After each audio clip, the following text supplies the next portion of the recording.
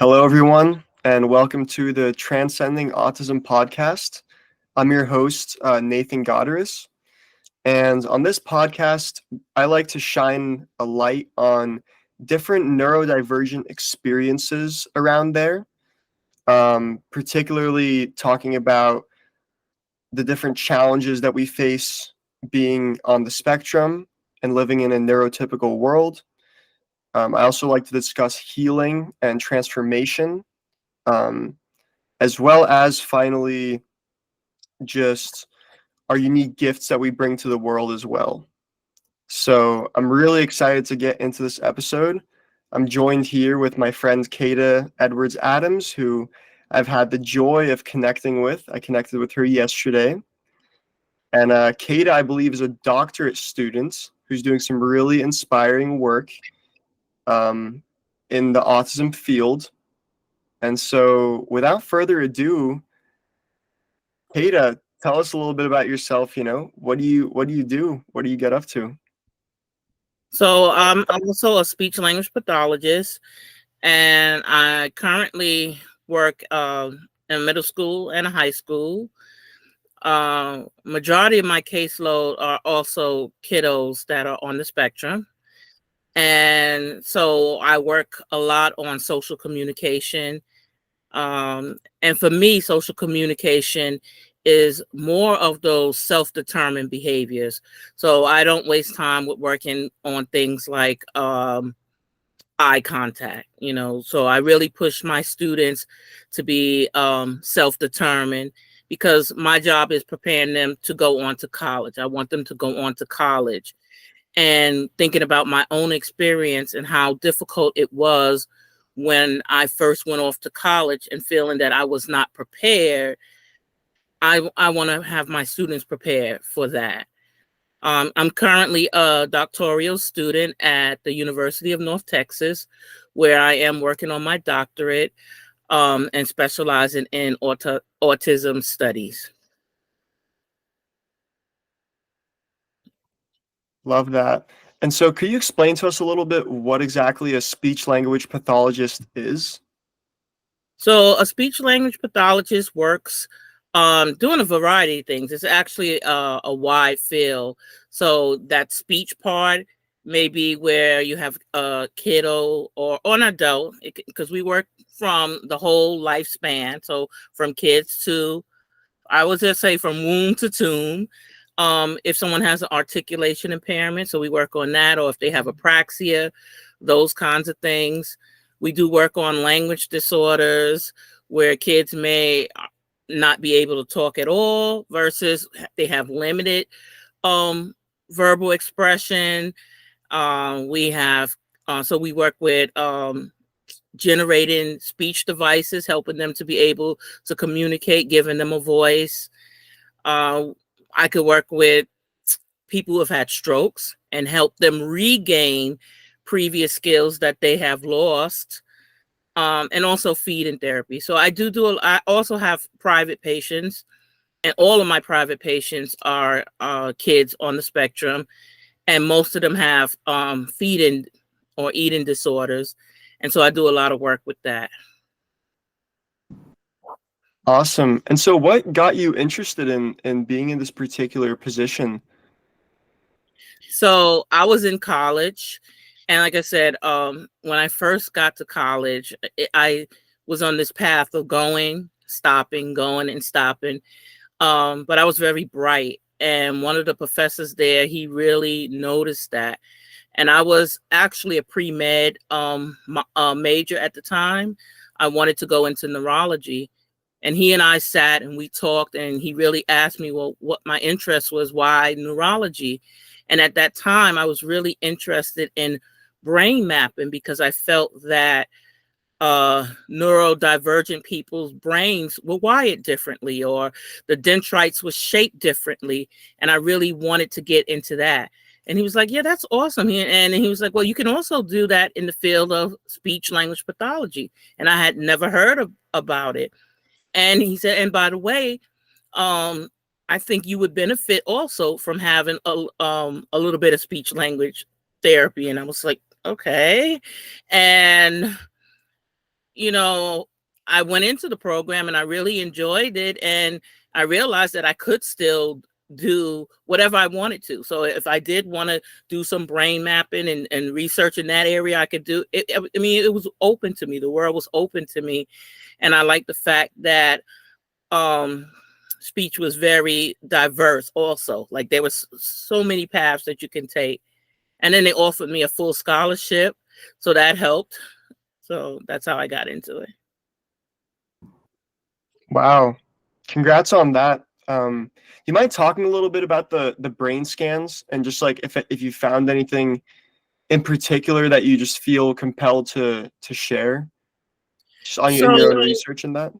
So at the time, they were looking at what you call dendrites, which are, I don't know how to explain it, but they are the things that connect in the brain. So these things send signals to make us move, to make us talk, to do everything.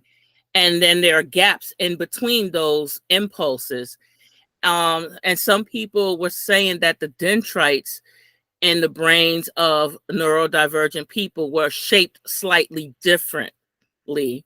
And so I found that interesting and wanted to explore that to see if that was true, or if the firing of the neuron itself, if it was faster or if it was slower, those kinds of things. If there was a brain-based difference in a neurodivergent brain, that was my interest. So far, no one has found one. I mean, you know, and they're still exploring that, but there hasn't been anything definitive so far.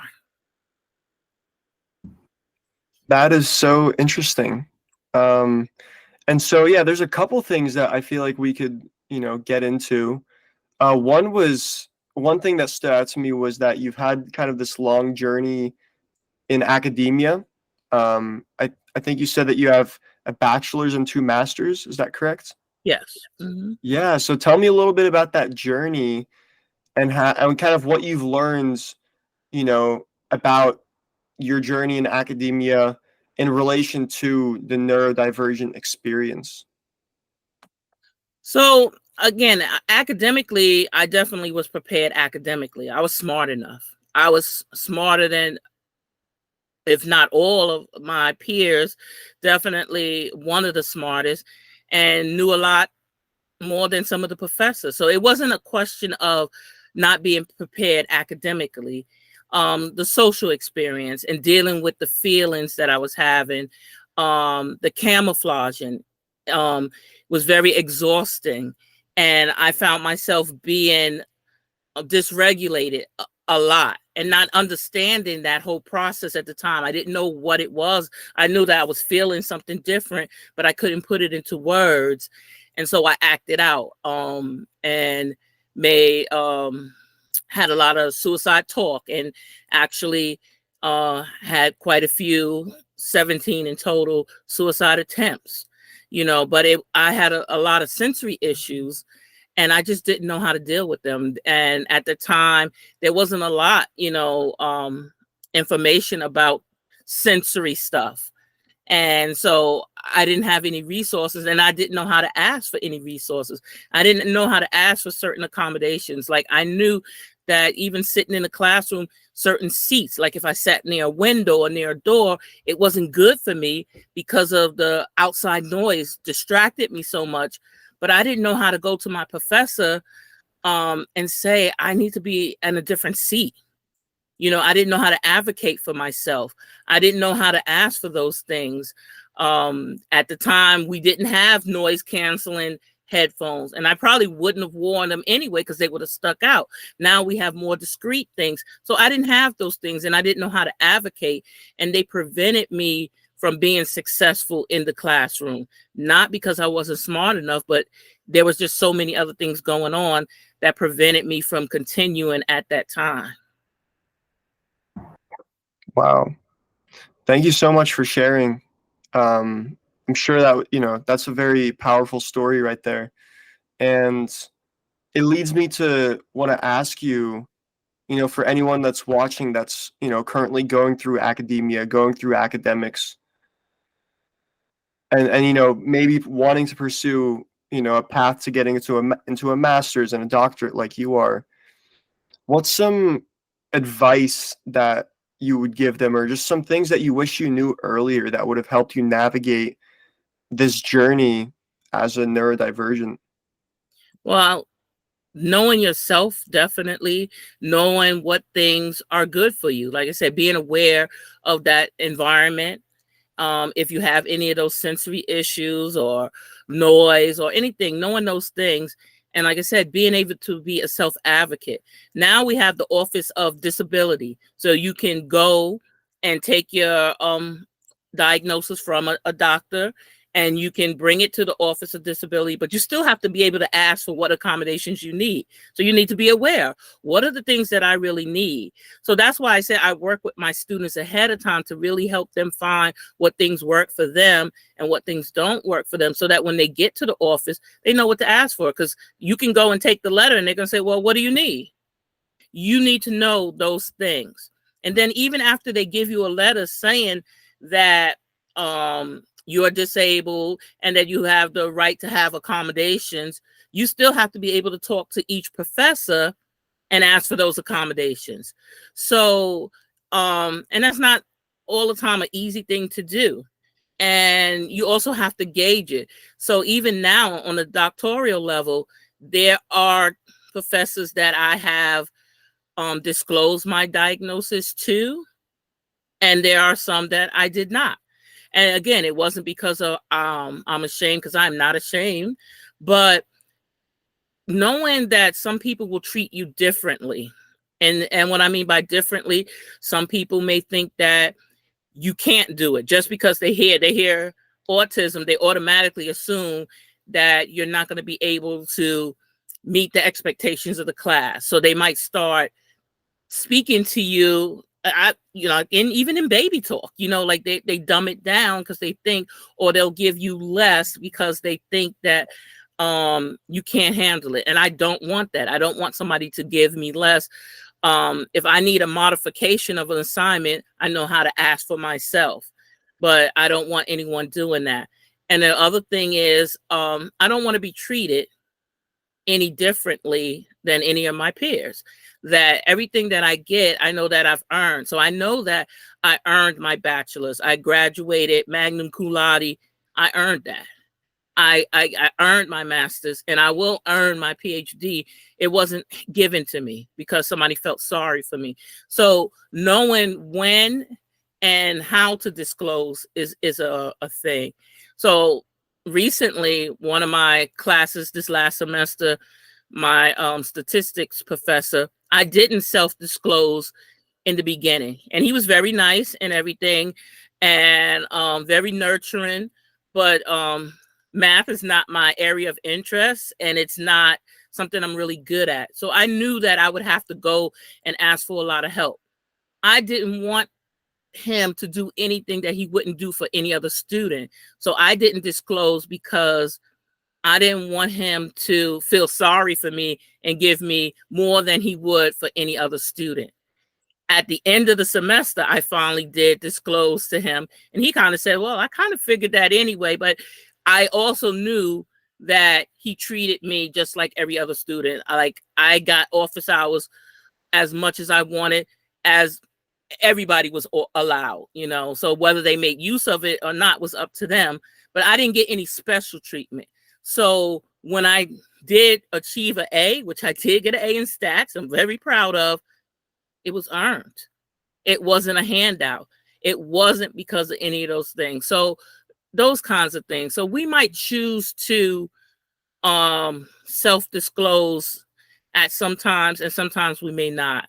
I've also had negative experiences. I was working with a group, and my classmates did know that I was autistic. And in that group, they kind of among themselves decided to do all the work, and then they just put my name on it.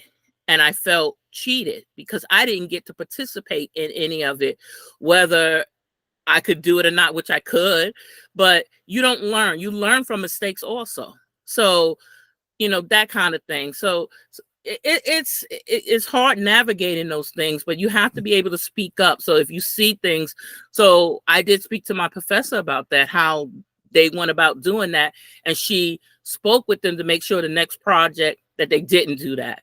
So again, you have to know how to also speak up for yourself as well, because situations are going to come up. So that would be my advice to anyone that's planning to go on to college, but it takes you knowing yourself.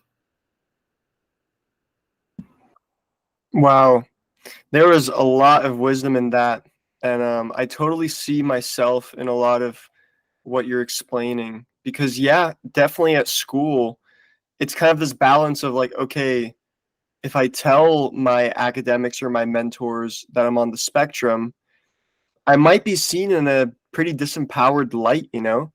And it was the same with my peers. I didn't want to be seen as inferior or worse, you know? But then at the same time, you know, we can be wired a little differently, you know, and our process works a little differently. And so there can be pros to you know, having people know that. And so yeah, and you also told me yesterday that you were diagnosed late Yes. with autism. Yeah. Could you explain a little bit about your journey with that, and just like, you know, life pre and post diagnosis, and maybe you can even tie it into your academic journey as well if it's relevant. So I have lots of feelings about that because, you know, according to research and what we've seen, you know, there's a lot of things. And I know we've heard a lot about intersectionality and the role it plays, and also the social determinants of health and how that all plays into it. And some people believe that it is a thing and some people don't, but I definitely think it did play a role. I mean, because early on, when I think back now, there were lots of signs that definitely would point to me being autistic very early on that were picked up on, you know, and that it was either brushed off, or I was being bratty. I had other diagnoses: borderline personality, um, emotionally disturbed. You know, it was just those things, and it was just like, oh, she just needs a spanking. You know, like, you know, those kinds of things. Um, Even though there were things that was going on, even in my younger years, and it wasn't until my final year of middle school that the dean, who was very fond of me and was very fond of my parents. My mom and dad were advocates for me, and they advocated for me a lot. And I think one of the reasons why I remain in a general education setting and didn't end up in a school for bad kids where, you know, had behavior problems, or in a special education program, because my parents advocated for me. They were very active. They were active in the school. And they were like, no, you're not removing my child. No, you're not medicating my child. Y'all need to find a way to deal with this. And this dean, he thought about this very a lot. And like even little things, like I for some reason, I still don't know, but at the time they had these metal round garbage cans in the class, and they had started to replace them with the plastic ones, but some of the classrooms still had these metal cans. And I did not like these metal cans for whatever reason. And I don't remember the reason, right? I honestly don't, but it drove me absolutely crazy. And I would kick the can right out of the room. And I would do this every time. And then this one teacher, she was quite upset.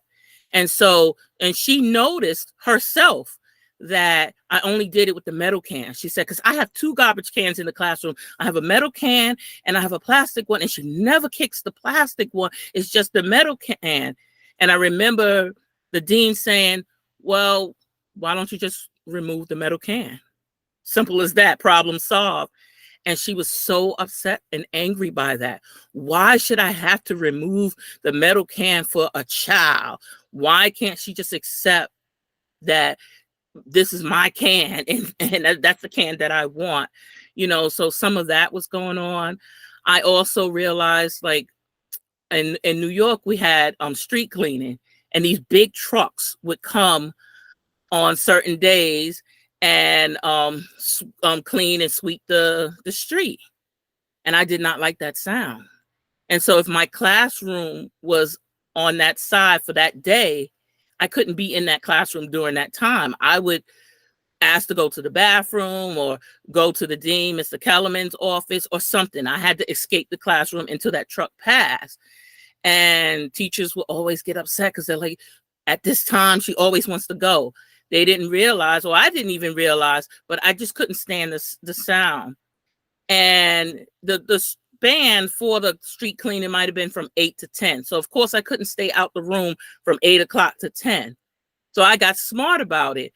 What I noticed is the trucks, when they come by, they would leave like this little trail because they sprayed water.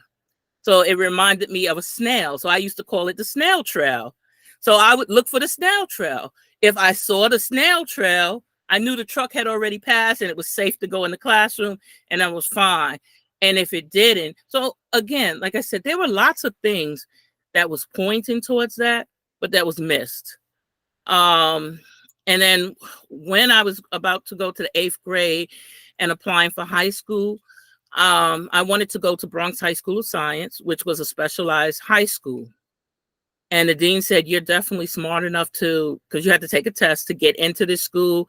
I believe that you can get into the school, but behavior is going to be a concern. I don't know if they're going to be able to manage these behaviors, you know.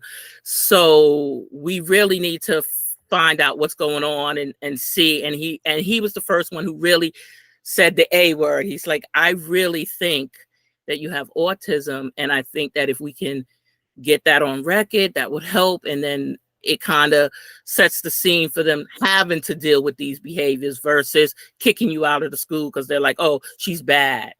And so that journey began then. And then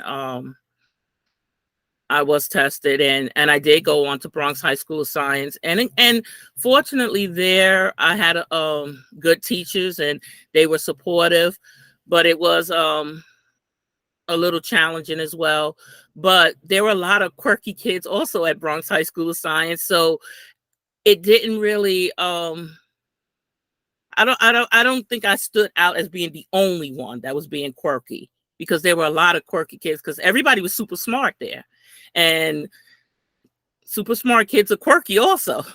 And so, you know, that part. And then I still had all of the support. So I had the support of the IEP. I had the support of the teachers. I had the support of my parents. When I went off to college, I didn't have all those people and those things. And that's when the problems came in. So that's when I really started to feel the effects of,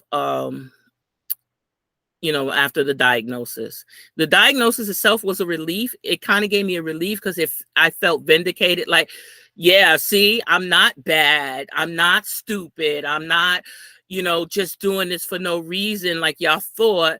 There is a reason for this. So it kind of gave me a relief. But then when I saw all of the difficulties I was having when I went to college, that was real because I was on my own. There was no mom and dad there. The teachers, you know, you had teachers all over and everything. Some may have known what autism was. I believe a lot of them even really didn't know what it was. And I had to deal with this stuff and I wasn't prepared. So that's how my journey started. When I became more comfortable and I began to hide it. So I guess that's when the camouflage and the masking really took off. And that's when the suicidal behavior really was a big part of my life. And it wasn't until one of my last hospitalizations that I finally got a psychologist who kind of understood autism, and his approach was different than all the other psychiatrists and psychologists and therapists that I had met. And he kind of modified my program or my therapy goals to using my strengths as an autistic person and my needs. So one of the first things he did was he said, we're going to create a contract for safety, because I had these rules I had to follow. Like, I would keep them on point. Your schedule said at 9 o'clock, we're supposed to eat breakfast. At 10 o'clock, we're supposed to do this. At 11 o'clock. So they knew that I was very rule bound. And so he says, well, let's set up a contract for safety. So before you hurt yourself, before you make this attempt to hurt yourself, you need to follow all of these steps. Go through all of these steps before you make that act. That was the contract for safety. And obviously, by the time I went through all of those steps, either I didn't still feel the same way, I was regulated, and I had no need to want to harm myself, or at that point, others could intervene on my behalf to help get me regulated. So that was one of the first things he did that really helped. He also noticed that I had a fondness and a love for art. And sometimes I couldn't put things in words.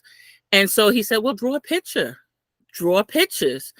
And then later, if you want, you can explain what's in the picture, why this is in the picture. And that helped me. So that was another thing that he did. So he adapted the therapy to fit my needs and my strengths. And that was life-changing for me.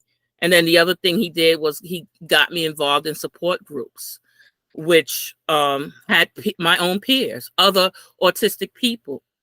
And there are all kinds of groups with all kinds of different goals, all different makeups. There are groups that just involve autistic people. You have to be autistic to be in that group. There are groups that have family and friends. There are groups that's open to everybody. There's groups where there's no real structure. You can just talk about whatever you want. And then there are groups where there is an outline, like they have a topic that they're going to talk about, and they might bring a speaker in or a specialist to talk about that or a particular activity. And then there's some groups that are more social, like where we get together and we do activities together, like go to the museum or to the fair and stuff like that. But they were all helpful. And I got to meet all different kinds of people and their ideas. Some of them I agree with, some of them I don't, but the thing is, I got to be around people like myself, and I felt that was very impactful. Wow. Yeah. Thank you so much for sharing. And, that definitely is quite a journey, pre and post knowing that you're autistic.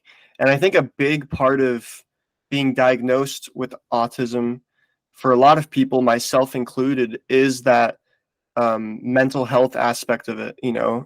I think a lot of people, the label can actually kind of be a bit of a detriment to them at times because it comes with not really the best reputation. It can come with limiting beliefs, and it can make you feel a little bit more isolated in a way from the rest of society.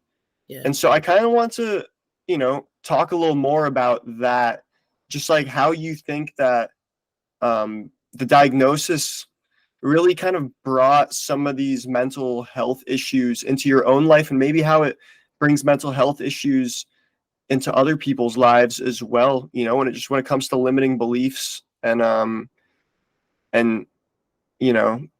stuff like that. So do you mind talking a little more about that?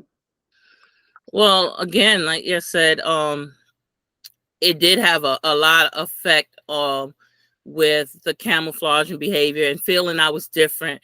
I'll give you an example. Feeling like I was always on the catwalk. So, like where models walk on the catwalk and, they're modeling their clothes. But for me, it was that negative feeling that, people were looking at me and they were laughing at me and they were making fun of me. And sometimes people were talking about me. They were, oh, look at that strange thing she does. And sometimes it might have been in my head, but that feeling, because all of the attention is focused on you, it has a psychological effect on you. And so you start to feel that, and you do feel like, okay, is there something wrong with me, or why am I like this? And not being able to control certain things. So, I can't control sounds that bother me, and start to get me dysregulated. No matter how hard I try, it is just something that happens. And then when other people are not being responsive, or they're looking at you funny, or they don't understand, it starts to hurt you inside, because no one wants to be different. Everybody wants to be accepted, feel accepted. And when you feel that you're not being accepted, and you feel that you're being judged, especially when you feel like you're being judged for being yourself, your authentic self, it feels bad, And when you try to explain things to people, some of the things they don't understand because they're neurotypical, and it just makes no sense in their world. Like, I always have to have socks on. I live in Texas. It's hot. I still have to have socks on. I go to the beach. I have my socks on. I can't be without my socks. That's just how it is. I went to Hawaii in January and with my friends, and I had on my Crocs. And then when we went to the beach, I kicked off my Crocs, and they're all walking in the sands, and they're like, "Why don't you take off your socks?" And I'm like, I can't. And I could see them looking at me like they didn't understand. Well, what do you mean you can't? Just pull them off. I couldn't. I just really couldn't. And, a couple of them let it go, and then, they went about their business. But then one, she was just like really focused on my socks. And at one point she was trying to like reach down and pull them off. And I was very upset, like, don't do that, and those kinds of things, they make you subconscious, they make you feel bad. And maybe they don't understand, they don't understand. And that causes some difficulties. I also have difficulties around eating, which is another thing that is very prominent with a lot of autistic women. And so, I did suffer with a eating disorder. And then again, the treatment plan, though, has to be different, because some of it was, again, because of sensory things. And some of it is because of, the psychological, the negative thinking, and replacing it with the positive thinking. So it's not just using what they typically do for eating disorders is cognitive behavior therapy. And yes, that is somewhat helpful, because some of it was or needed to be addressed with that kind of therapy. But the sensory stuff, cognitive behavior therapy is not going to help with that sensory stuff. And so having somebody, a therapist who understands that and then can address that is important. And so I find that a lot of times when I was in trouble and I did even seek help, people weren't able to give me the right help because they just didn't know enough. And even if they tried, I remember going to a therapist and she said, yes, I'm great with people with autism. I can do this. And then after 2 sessions, I realized she really wasn't. She really did not have a clue. And so that's frustrating. And that can also send you down a spiral, because you're not, when you're going to these people, or at least for me, it was when I was in distress. I was dysregulated and I really needed that help. And I wasn't getting that help. And it made it worse. Those things made it worse. At this point, like I said, I still get dysregulated. Obviously, there are things that still bother me, but I'm at a point now where I'm not suicidal, and I think about things a little differently. I'm able to self-regulate a lot better. So I think learning how to self-regulate is key too. So that has helped.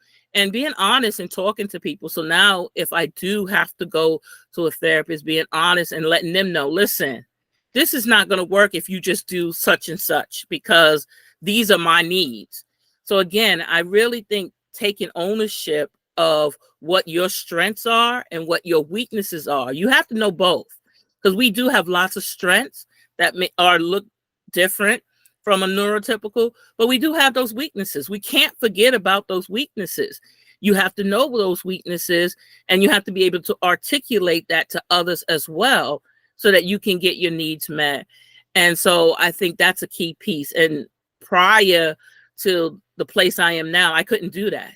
I didn't know how to do that. I didn't know how to express what my weaknesses were, what I needed.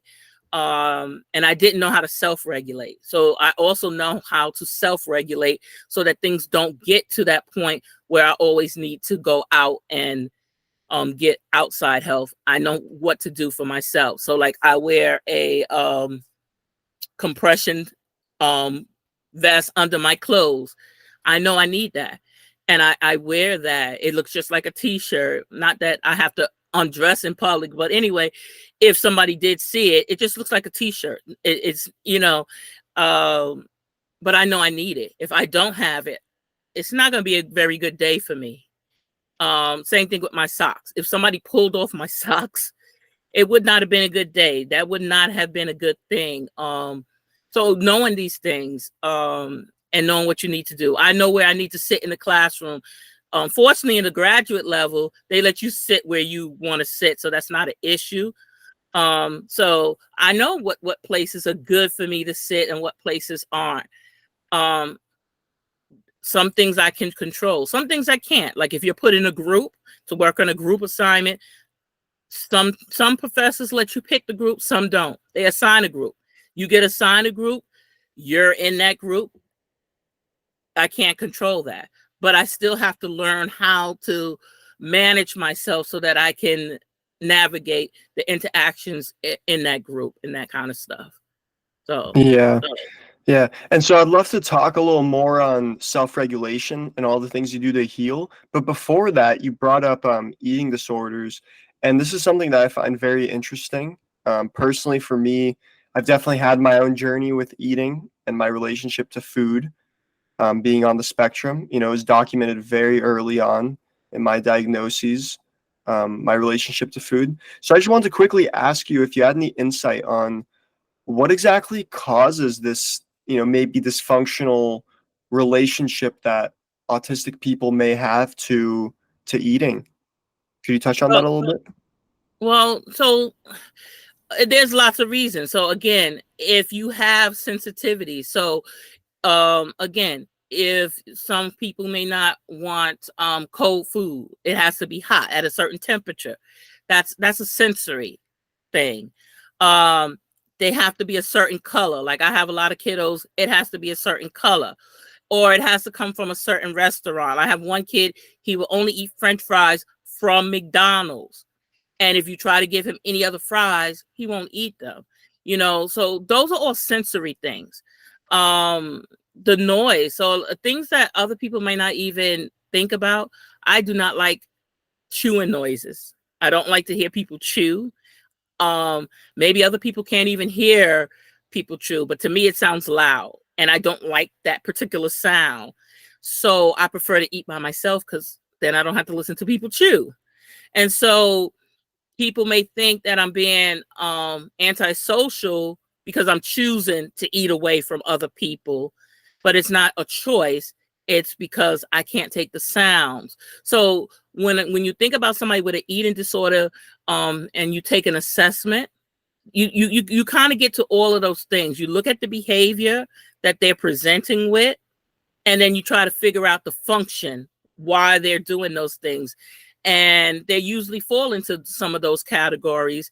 And then you work from that and to figure out, whereas with a typical eating disorder, it's usually focused around weight, you know, those kinds of things. With most people on the spectrum, I mean, they could have a little bit of the body, you know, image thing, but mostly it's other things that it is that they are sensitive to. And even the ones that have the body thing, it's mostly because, again, our society is so focused on you have to look a certain way that they don't want to stand out. So they might do those things also, not because they're sensitive about necessarily their weight or that they think they're fat, but other people might think I'm fat and I don't want to stand out and I don't want to be teased and I don't want to be bullied. And so that kind of thing. So understanding where those things come in. And then again, when you're modifying those therapies, you have to think about, again, the strengths of a person. So if the person is really good or rule governed, you might have to use some kind of rules, set some kind of rules for them for a lot of my kids who have their feeding issues around certain types of foods, they will only eat crunchy foods, or they only eat this kind of food, or they're limited to eating just chicken nuggets. I use a process of what's called food chaining to help them start to experience other foods little at a time. So those kinds of things. There's just so many things that could be the root cause of eating disorders, and then really looking at those things to figure out what is going on with that particular person. And just like I said, it's different for all of us. There's no one reason. You can't say, well, it's all sensory, because it's not true. It may be sensory for me, but for you, it might be a different reason. And so a good therapist needs to look at all of these different things to kind of isolate and figure out why this person has this eating disorder. I don't know if that answered your question. That was a very great answer. Very, very thorough. So thank you for that. I learned a lot, and I'm sure others will as well. So, I think you and I and a lot of people on the spectrum definitely pick up our own unique traumas and limiting beliefs. We were already kind of talking about it a little bit. So now on this segment of the podcast, I want to talk a bit about what have you done to, improve your mental health and overcome some of these limiting beliefs and traumas and wounds that you might have picked up. How do you heal? How have you grown through it and stayed resilient? So I use a lot of mantras, have sayings. They, like, you can get them on Amazon. They have a lot of these support pets, for a lack of a better word, and they're small. And it might be a potato, emotional support potato, emotional support pickle, emotional support fries, and they have little sayings on them, and you can change them to fit your needs. And I place them on different places in my office. I place them different places in the house, so they're always around me. So that reminds me of to feel good about myself, that I could, to keep going, that I can do it. So that's one thing that I do. I also pray, have the spirituality helps a lot too. So being connected that way, and my friends in the congregation, that helps. And I do things to relax me. So drawing is one of those things. I also like reading and writing. So in addition to all the reading and writing that I have to do for my program and for my dissertation, I do find time to do reading for fun. And I think that's important, that you have to set aside time for fun. So I set a schedule. I keep a schedule, and I do set a time that I'm not doing anything. As far as work, it's Monday through Friday, and then on the weekends, I'm not doing anything work related. I have certain hours that I'm set aside for my schoolwork. And yeah, sometimes it may go a little later, but I also have time that's set just for fun, just for me time to take care of myself. I used to run. I have arthritis now, so I do walking. So getting up early, I get up 5:30 every morning. Yeah, it's early, but I like that time, and I can get out, and it's just before the sun comes up and there's nobody else out, and I walk and I can reflect. I can reflect on what's going to be happening for the day, or reflect on what happened the other day. If something didn't go well, I can meditate on what happened, what went wrong, what could I've done differently. Or if I'm having some wrong thinking, well, maybe I'm thinking about this wrong. Maybe that person didn't mean that at all, and now I'm just imposing my own negative thoughts. So it's my time to do that. So making sure that I have time to do that. And like I said, just rest, and do things that I like. To read a book. I love reading, and I always have a book with me, and I make sure that I take time to do that. I like to write. I have a journal that I can write in, and I have set times to do that. And I also have times that I'm just going to sit and rest. I'm just going to lay in my bed and rest. I don't watch much TV, but I do like Hulu and Netflix, and then my kids tease me because I watch the same shows over and over, but I'll binge watch my shows. But that's relaxing to me. They don't get it, but that's what I do, and it relaxes me. And my favorite is Fringe, by the way, and I just love it. And I'll watch it, and I'll watch it over and over, and it relaxes me. And I think that's important. So that's what I do.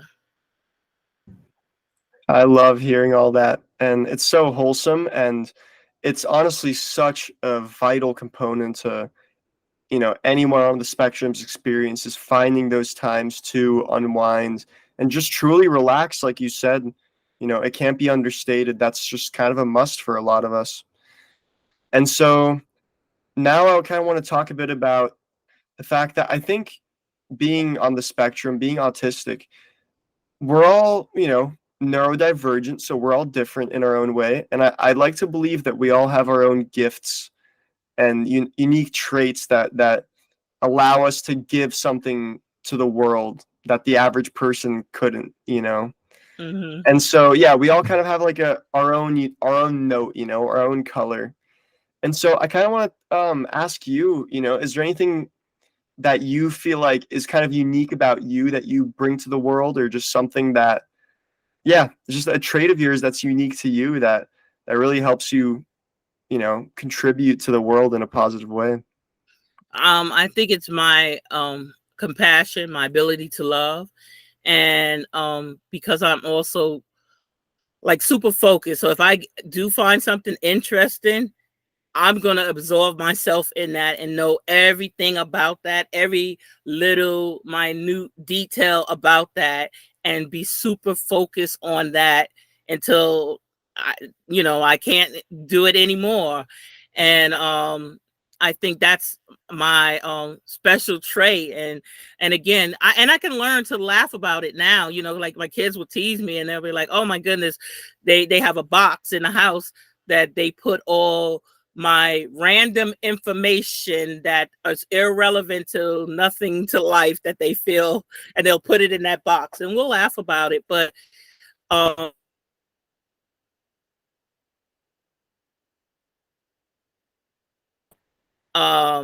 so I think that ability though to stay focused and to research, I think that's something that is special about me, and good, and it has helped me be successful in my research on the doctoral level. Also being able to set a schedule, being rule-based, set a time, because you really have to.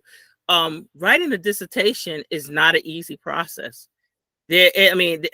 I just can't even tell you how much reading and writing and the rules and the APA format and this that's involved in that.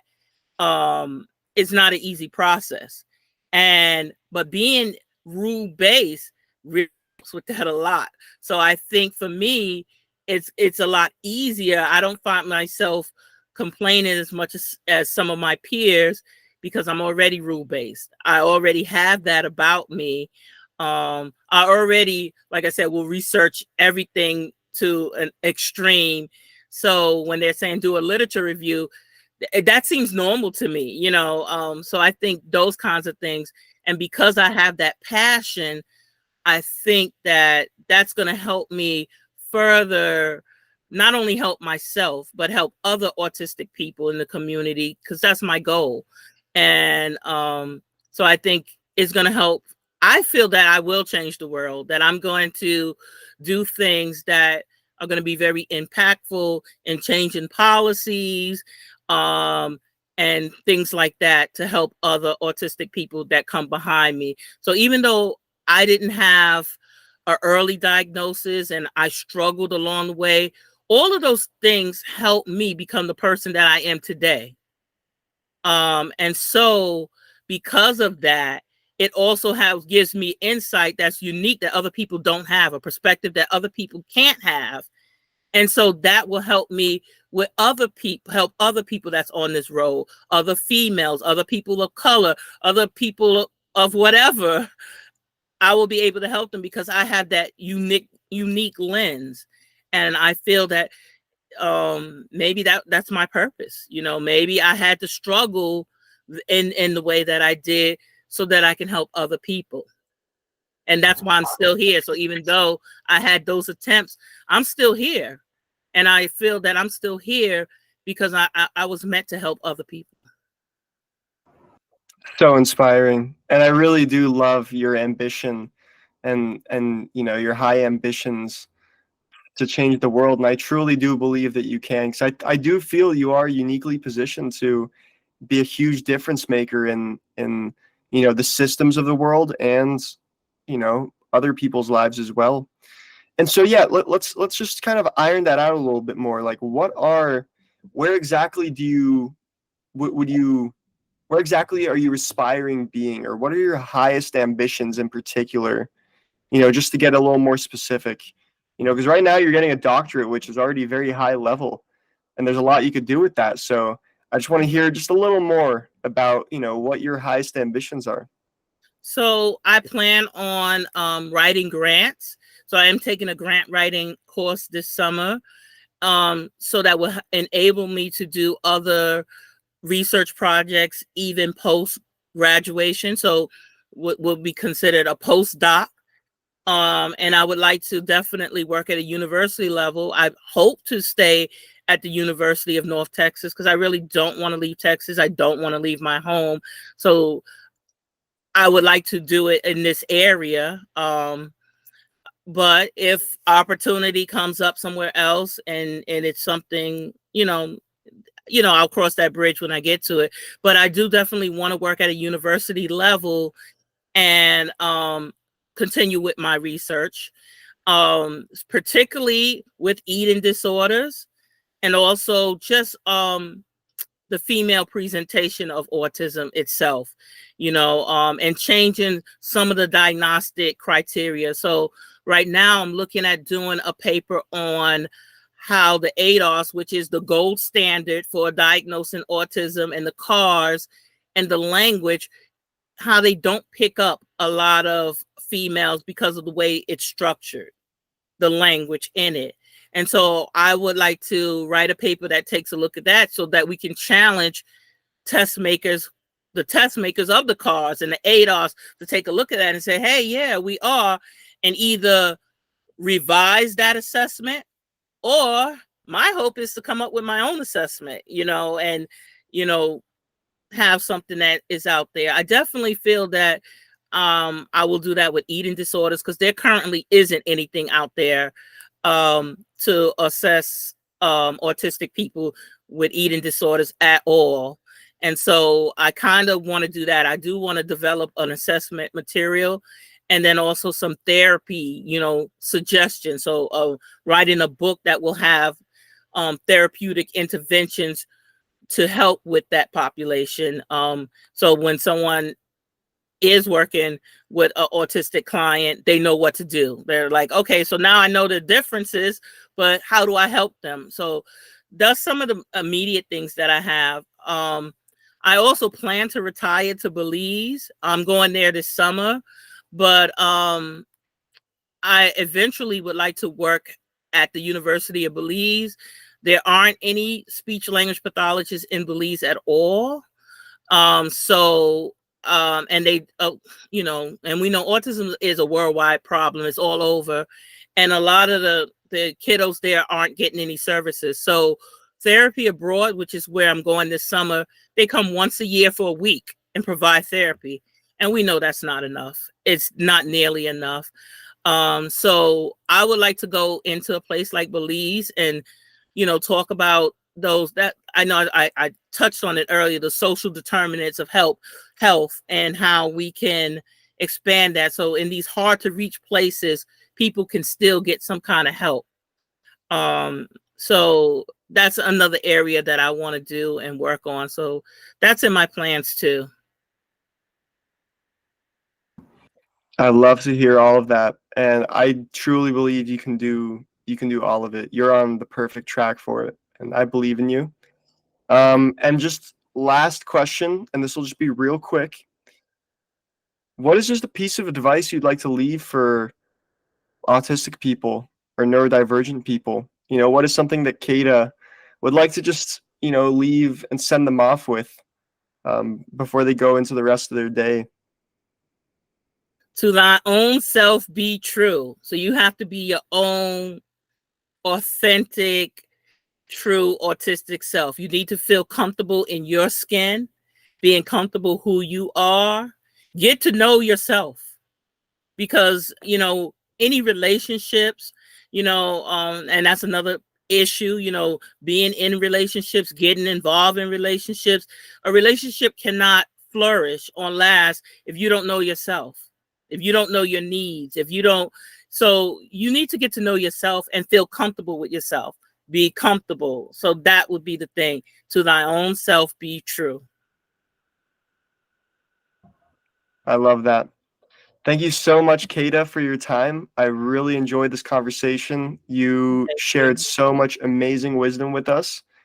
And yeah, I'm just really grateful to have gotten to know you and your story and gotten to hear all your wisdom. So thank you so much. And is there any way we can support you or any of the things that you do?